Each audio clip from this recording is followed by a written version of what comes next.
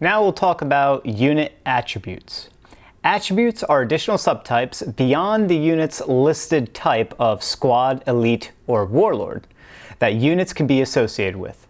These additional properties can impact unit and ability interactions in numerous harmful or beneficial ways. Each of the 14 unique attributes have criteria that collectively shape the design and mechanics of each unit. In general, attributes only need to be referenced when one or more units will be interacting with each other through their ability effects. As an example, when a unit targets another with an attack, some combat penalties and bonuses may be gained based on the listed attributes of the target. Some abilities will also require referencing unit attributes. At a minimum, all units will have at least one listed attribute and a potential maximum of 6 associated attributes. So let's go over the 14 different attribute properties that units can be associated with. These attributes are as follows: aquatic, armored, bestial, elemental, flying, humanoid, large, magical, mount, plant, small, undead, and wild. Of these 14 attributes, some of them will cause a change in the unit's reference card, ID piece, and player guide. For units with the aquatic attribute, their movement type will be updated to a sea turtle icon. In addition, these units will gain special benefits or avoid certain penalties whenever they occupy watery terrain like rivers and swamps. All you have to do is reference the terrain within the player guide and it'll indicate these types of benefits for aquatic units. A unit with a mount attribute will have the mount-based movement icon, which is the horseshoe, unless that unit is also aquatic, at which point aquatic will override the mount-based movement. A unit with the flying attribute will have its movement type, whether it be the boot, the horseshoe, or the sea turtle, enhanced with wings. This indicates that the unit can both move into and occupy sky terrain.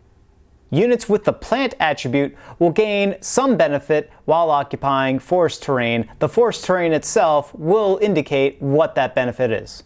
Any unit with the small attribute will have its movement type enhanced with a blue arrow. This indicates that enemy units do not block that small unit from moving through their space. In addition, small units will not be able to block enemy units from moving through their space.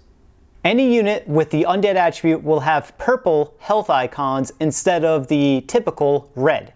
This will help remind players that life will damage the undead, but death will heal the undead. So whenever death damage is dealt to undead units, heal them instead of accumulating damage, and whenever life damage is dealt to undead units, damage will accumulate instead of being reduced. So let's go over a couple more examples of how attributes are going to affect different abilities and how they are used. For the first example, the orphan beasts have an ability called Nurture Inducing. It reads as follows: while within 2 spaces of this unit, ally bestial units gain +1 attack per turn, and enemy bestial units gain -1 attack per turn.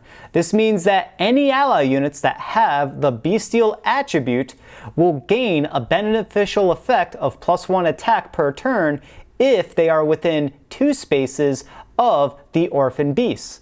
And the enemy units will lose 1 attack per turn if they are within 2 spaces of the orphan beasts. The next example is with the Beastmaster. The Beastmaster has an ability called Dire Form. It's an immediate ability that requires paying 1 loyalty, and it reads as follows: ally small bestial units within 1 space become dire this round. Dire units have +1 base attack damage, the armored attribute, and normal resistance. So this means that any ally units that are within 1 space of the Beastmaster when Dire Form is activated will gain these types of dire benefits so long as they have both the small and bestial attributes.